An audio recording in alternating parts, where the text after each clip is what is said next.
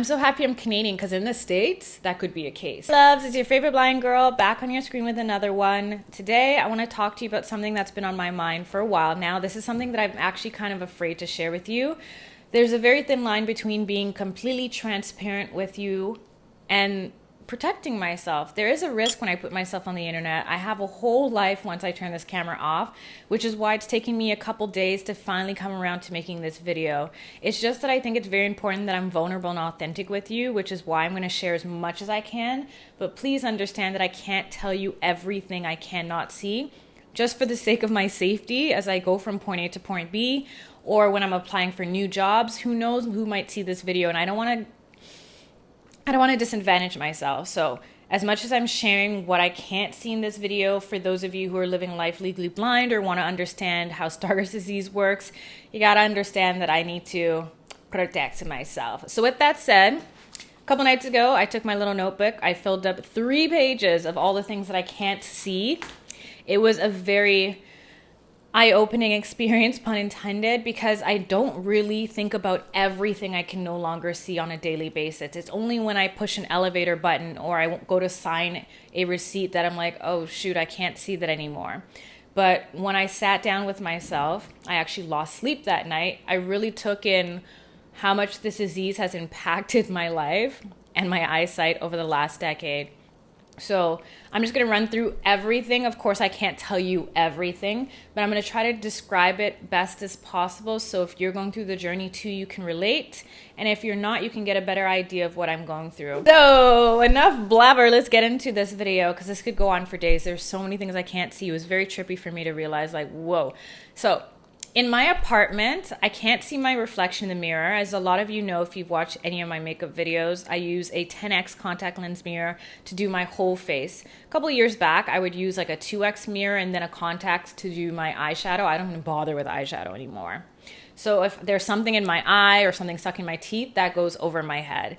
When it comes to my nails, which I love to do, I usually paint well beyond the fingernail. I don't even do my toes anymore. I get them done once a month. Pedicures are my little treat to self because I can't see my toes, and even with the flexibility from yoga, it's just gotten to be a little bit too much and it looks rough when I do it.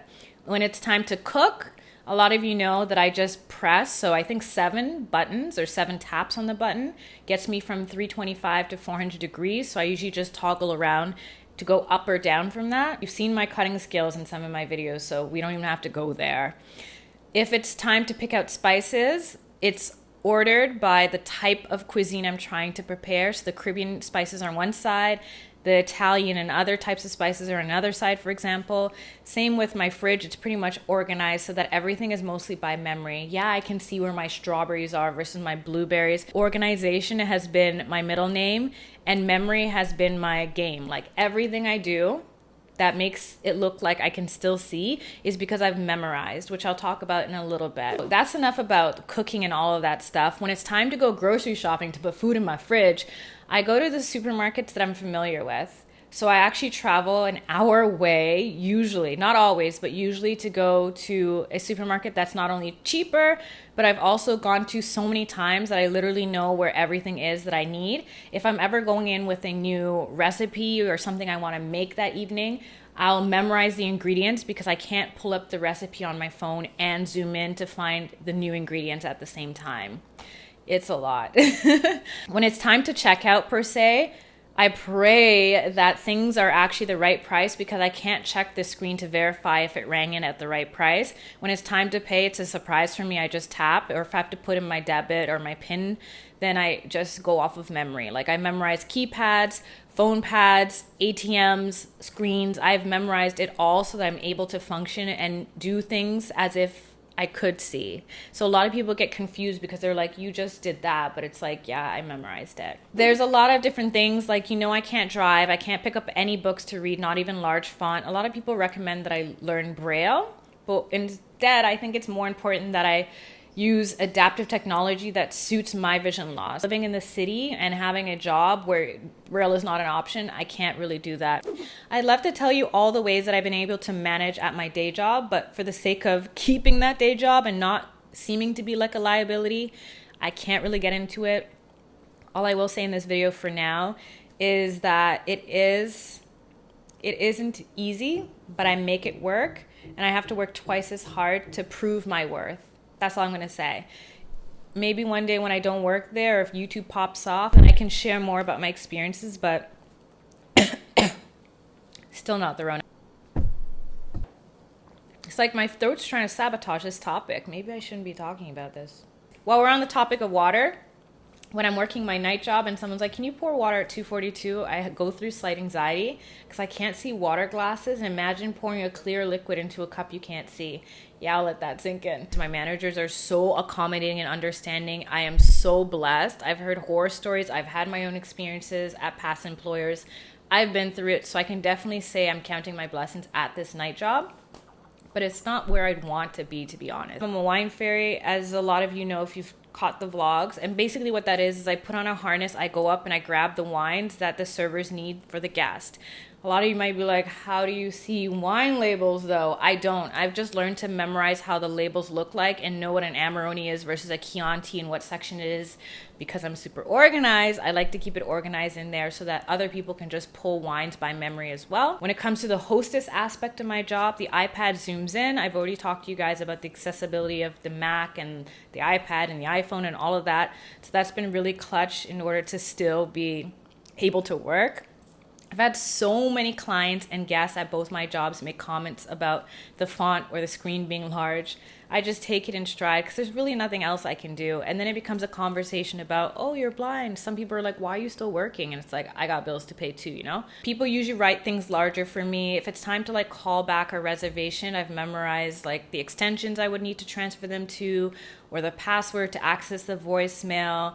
Like I always have to be one step ahead of everything. So if it's a busy night, then I have to know, okay, this table's empty and this table's empty because I can't just go over and look and see that there's no one there because I can't see that far. Going down the stairs at night, I just have to take a little extra time. I have admittedly missed a step once, but that was only once. So that could just be me being clumsy.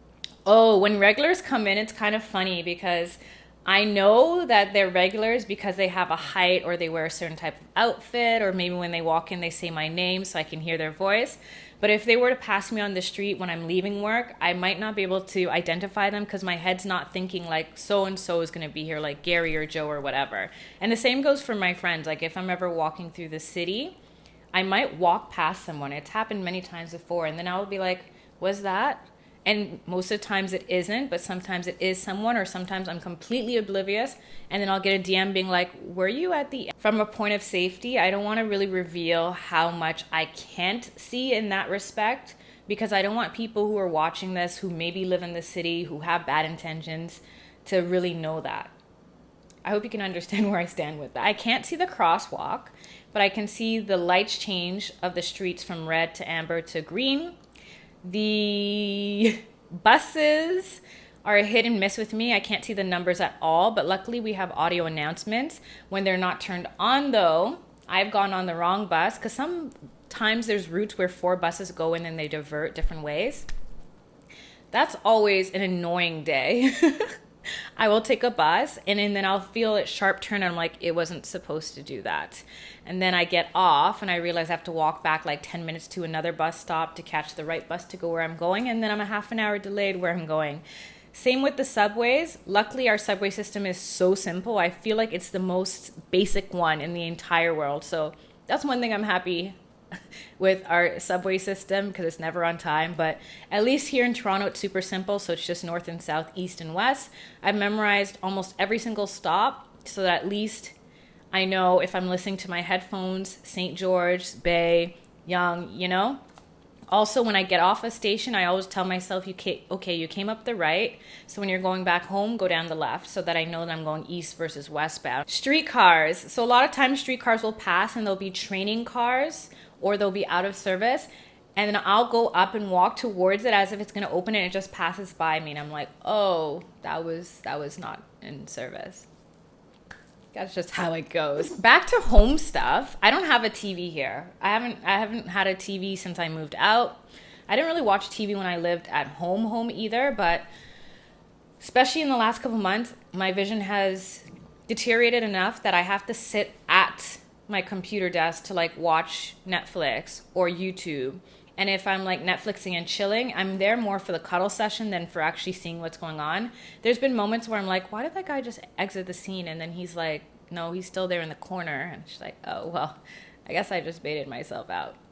So if I'm not sitting in front of a screen, I can't see it. Sometimes I'll just pretend because I don't want to deal with it. And I like the feeling of being part of the group, whether I'm watching a movie with my friends and I sit on the ottoman in front of the couch. So I'm a little bit away from them, but I'm still with them. I can't see it. I'm just going to keep it real. I'm putting it out there. I'm tired of pretending. About not missing anything. I've missed my stop or floor, I should say, because I've pressed the wrong elevator button in my own building. I've gotten really good to knowing what side the buttons are, but if someone's like, oh, can you press a 17 button for me? It takes me a couple seconds to like look up and try to press it for them. And then there's been times when I've tried to open the elevator because someone's rushing in, but I've pressed the close. I hope they don't think I'm bougie. Or I've actually called the alarm by accident because I thought that was the basement button to go to the gym. Such is life. I hate going to the gym, but if I'm going to do anything, it's going to be the elliptical. And when I go on the elliptical, everything on the screen I've memorized. So if I want to do rolling hill versus interval training, I know where all of those buttons are on the screen. Sometimes I press the wrong one. But I know like 2 taps gives you more options to different types if you want to do hill, rolling hill, straight. And then you can pick your time. There's 20, 30, 40. And then you can change your level. All that's memorized in my head because I can't see it. And I try to use the Peloton Echelon bike or whatever. I just started riding. I didn't know what was going on. I was just like, there's going to be a learning curve to that one. If I'm going to like a house party or someone's house I've never been to before, many times I've gone up to the wrong door. It's kind of awkward, especially at night when you go up to like the wrong house. I'm so happy I'm Canadian because in the States, that could be a case. When it's time to call an Uber or Lyft, it's a trip. It'll be like, oh, your black Lexus has arrived, license plate, blah, blah, blah. I don't see the license plate, so I have to go up, open the door. There's been times I've gone up to the wrong car. Even when my friends come to pick me up in front of my building, I've gone up to the wrong car. Tinted windows are my arch nemesis. I used to be a big shopaholic. Now I'm a little shopaholic. Still got a problem, but a pretty little problem. I don't go shopping in the malls much anymore unless I need to get a gift for a friend and it's last minute. I shop for myself online because I can get the right color and size. Zoom in super big on my iMac. I'll probably do a video for you really soon on how I online shop the next time I online shop. But if I'm going to the store, it's just too much to zoom in with my phone to see the tag and see the price and make sure it's the right color and then have someone be like, do you need help? And then just feeling the pressure of like, I don't want to waste your time. I also don't want you to become my personal shopper because I'm blind, but sometimes I do need that, and sometimes it's really helpful and makes the process faster. I have to memorize my credit card number because I can't just pull it out and read the numbers. I don't see my credit card or debit card number. Sometimes I accidentally order 2 of the same item because I press it not knowing that I pressed it, and I press it again. So that's something that's happened. Speaking of like pressing things, my keyboard, I've memorized so many keyboard shortcuts, not just for my iMac, but also for my work PC because they're different and they do different functions. It's not just about copy and paste or undo and delete. It's about zooming in and magnifying really quick to make up for time lost for me trying to do something because I'm visually impaired. Especially when it comes to editing, all those keyboard shortcuts that Final Cut Pro X has is the only reason why I'm able to edit in 5 to 7 hours instead of 15 to 20 hours. If I had to do everything as it is, it'd be too much of a mess. But because I can zoom in really quickly, what would usually take you probably 2 steps, like to make text here. All you gotta do is choose your text, slide it down, and then change the font and the size. For me, each of those are a 2-step process. So you're looking at 10 to 12 steps because I gotta zoom in, verify, zoom out, zoom in, change, zoom in. If you've seen my how I edit my videos video, then you know. It's a lot of work, but I love editing, so I think it's worth it. Oh, I should probably show you my phone. Recently, the iPhone update makes the font even larger. This is maxed out and I still can't see this. I have to double tap with 3 fingers and then slide across. And this is also how I read books. And that's the only way I'm able to read and respond text messages. This person is so sweet. She usually voice notes me and she only texts me because she knows on IG the font doesn't get larger. It stays very, very tiny. So I have to zoom in even more and scroll even more. A lot of my friends, I've told them, yo, I can't see Instagram messages. You have my number, text me. And they still text me on Instagram. So this is a PSA to not do that anymore. Unless you're sending me like a 1-2 emoji, like a kissy face, okay. But if you're writing a paragraph about what you did last week and you have my number, voice note me. That brings up the sociable aspect of vision loss. Say I'm at a house party and my friend pulls out Taboo because that's their favorite card game. My friends are so accommodating, even though they're not when it comes to the text messaging game. But when it comes to playing games, they're really good. They give me extra time to take a picture of the card, zoom in to know what the words I can't say and can say are. Or if someone's sitting next to me and they're on the other team, they'll read and whisper it into my ear and give me a little bit extra time to take in what they said so that I can play the game and just be part of the group, you know? Buffets. Okay, this is gonna sound so strange, but buffets give me anxiety because I'm a petite person. So a lot of people think I don't like to eat. That's the furthest thing from the truth. I love me some good food. But what I don't like is wasting food. So when I go to a buffet, I have like these moments where I'm like, I don't know what that is. And I want to put it on my plate and then not want to eat it and not only waste, but also look like I don't eat. So usually I'll take someone with me and then they'll read out every single thing in the buffet. I'm sure now that the Rona's a thing, buffets are probably a thing in the past. But when I used to go to like Copacabana or Mandarin, which I don't really like, but it's a family thing, I'm just like, oh my gosh, I don't know what type of wings these are. You would never think of these things unless you lost vision, and I never thought of these things until my vision got worse. Still keeping with the eating out, I can't see menus, whether they're in front of me or on like a menu board or anything like that, a wall. So I have to take a picture or use my magnification app to zoom in, or my friends are usually really quick and they'll read out everything or tell me, what are you feeling like? Times of functions are different on different ATM machines or different debit machines. So I'm really happy that you just get to tap now. But if I'm out eating and I want to tip, I have been guilty of under tipping because I thought I put in the right percent, but I didn't. And I've been guilty or not guilty. I've been swindled into over tipping because I don't see the options. I think I'm pricing the right one, and then I get my receipt, go home and zoom in, and I'm like, whoa, that was a hefty tip. I can still see my clothes well enough to like pick an outfit. A lot of people are like, oh, you shouldn't spend money on clothes. You should be focusing. You're losing your vision anyway. My clothes are color coordinated.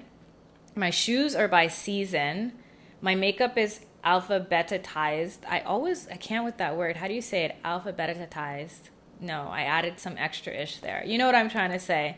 And then even when it comes to things like my essential oils for my diffuser, that's in alphabetical order. A lot of things in my house are ordered by color, by chronological order, or by alphabetical order in order for me to retrieve it as if I knew what I was actually getting or I could actually see it. Care instructions on tags, labels, prescriptions, any instructions, everything I have to zoom in and to be able to see it and then memorize it if it's something I need to do again. Whether it's a supplement, like I need to take 2 burdock roots every morning and a milk thistle and 1 dandelion, I have to memorize that that's what I need to take for each of the supplements because I can't just look at it and then take it. Funny enough, one of the things I can't see is my own writing, so this book is kind of useless, but I like writing. Can't see expiration dates or my name on a label when a package arrives. I know there's more and more neighbors that I'm getting acquainted with, and I don't always say hi to them because I'm not sure they are who they are, so I just try to smile at everyone, but with the mask I can't even do that anymore. I have apps, although they do have larger font but not as large as I showed you. I still have to zoom in and to be able to use them, or I'll do voice to text, but voice to text sometimes autocorrects it to words that I never said. So there's a little bit of a struggle with that I'm working on. If you have a recommendation for a phone, let me know because I'm due to get a new phone and I'm not sure if I want to keep with the iPhones being that I've maxed it out. Oh, I can't see rain. I can't see snowflakes, which is really sad because both of those are pretty, unless I'm in it.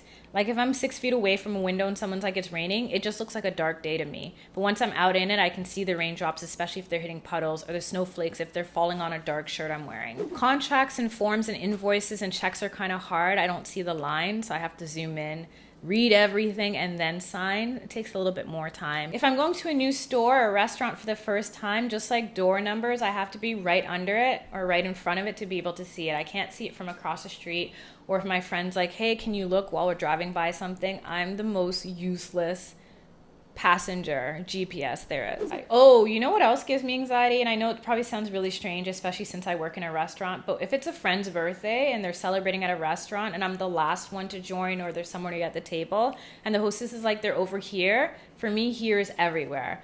I usually tell them, okay, I'm visually impaired, can you lead me directly to the table? And sometimes they do. I'll be standing over the table, and because people are usually scrolling the gram or texting when they're waiting for more of their party to come, I'm like standing over them being like, is that them? Because I can't see their face. So I'll say their name and then it's like, oh, hey. And then the awkward moment is over. But depending on how big the restaurant is, sometimes I'm like, I've gone up to the wrong table many times. That's why. I don't even know when I'm going to get to go to a movie again because the Rona is a thing. But when I used to go, if there's like moments in a movie where there's subtitles, I have to whisper to my friend, like, what do they say? Or if someone opens a note, I ask them, what does it say on the note? And then they read it to me. Because usually these types of things are just like little bits that help you piece together, especially if it's like a mystery movie or a suspense or a thriller. And if I'm completely oblivious to it, the movie ended and I'm like, well, most times when I go to a concert, I can tell there's a person there. Something's going on. I go to a concert, it's for the music anyway and the vibe, so it's all good. That's all I'm going to say for now. One day, hopefully I can tell you more because I have so much to share. That sounds crazy, but it's true. And also, who knows if my vision is going to plateau or get worse. Maybe I'll have more to describe to you in a coming video. But that's where I'll leave it. I hope that you guys are doing well. Thanks as always for watching. If you haven't already, thumbs up, share, subscribe. And until next time, stay safe, stay sane, stay blessed. Love and later.